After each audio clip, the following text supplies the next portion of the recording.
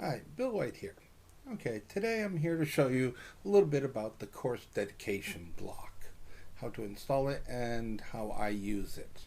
Okay, so first let's install it. So go to Site Administration, Plugins, Install Plugins, and then I always install right from Moodle. When you go there, you can search for it. It's called Course Dedication. I have it in my favorites. Okay. Now, it says up to 3.9. So I tricked Moodle believing that my server is actually 3.9, where it's not. It's actually 3.11, but it still works. I've checked it and it has no problem. It works on 3.10 as well. And then I haven't found any issues with it, so your mileage may vary, so please be careful. And then you can see everything's okay. Continue. Ignore these. That's just because I'm on a production testing server. Yeah. Upgrade.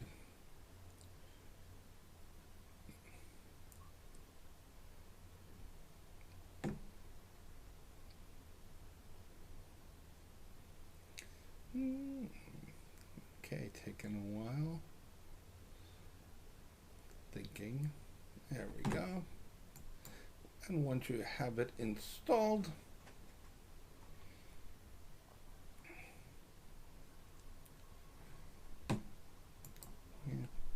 then you have to actually open up a course you want to connect it to.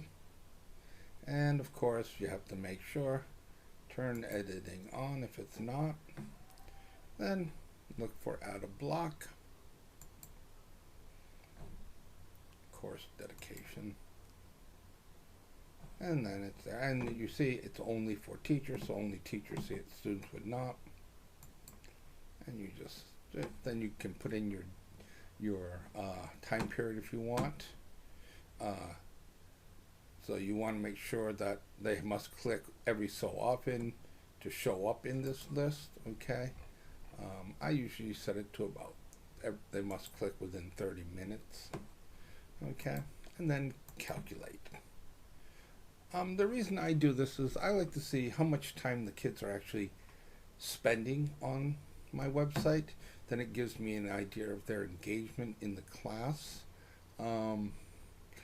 As this is just a testing server, I have just these fake things. But you can say I had one student who spent a total of 2 minutes and 23 seconds. A connection of 0.07 connections per day.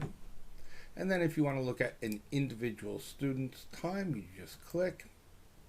And then it will show you when they started, how long they were online for, and their IP address. And you can click on this and it will give you where it is, but in my case it doesn't show because it's behind my firewall. But usually you'll see it's usually their university or their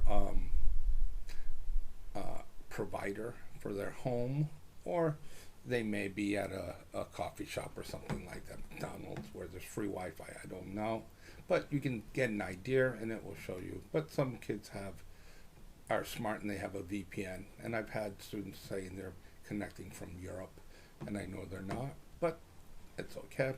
So it's a really good little thing to just get an idea. Like myself, I'm teaching on demand, so I don't have Zoom lessons with these students, but every now and then some contact me and say they have issues.